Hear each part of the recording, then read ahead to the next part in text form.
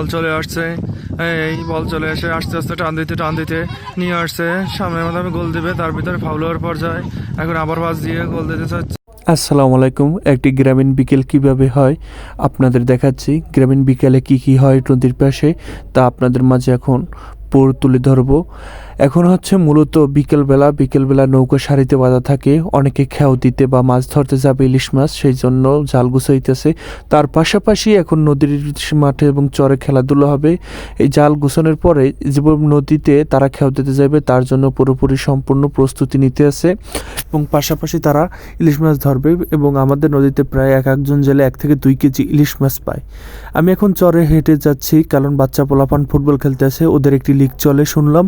এই লিগ এখন চলতে আছে, ওই আমাদের যুবয়েরও প্ল্যানটি দিতে আছে এবং খেলাধুলা শুরু হইতেছে এবং নানান ধরনের লিগ চলে এই চরটায়। তাই আজকে ছোটতে লিগ চলতেছে এবং এই লিগে আমরা খেলা দেখার উপভোগ করছি। সবাই দেখুন।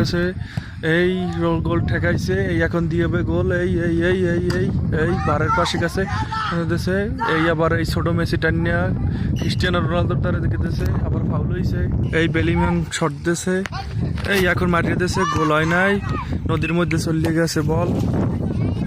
এই একুলে ডিপল রাগারাগি শুরু করছে, ডিপল হইলে গাড়তারা, এই জন্য রাগারাগি করতে আছে।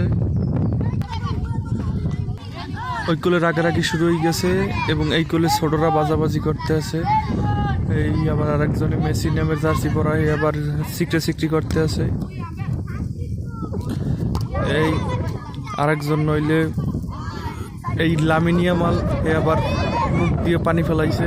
খেলা আবার শুরু, শট দিয়েছে, খেলা শুরু হয়ে গেছে, বল গেছে মাথায়, বল আবার ধরছে, ওইজার বল থেকে আবার বলে এই ডিপল আবার লাথি মারছে, ফল করার একটা কাজ করছে। আরেকজন গোল দিতে চাইছে কিন্তু গোল হয় নাই।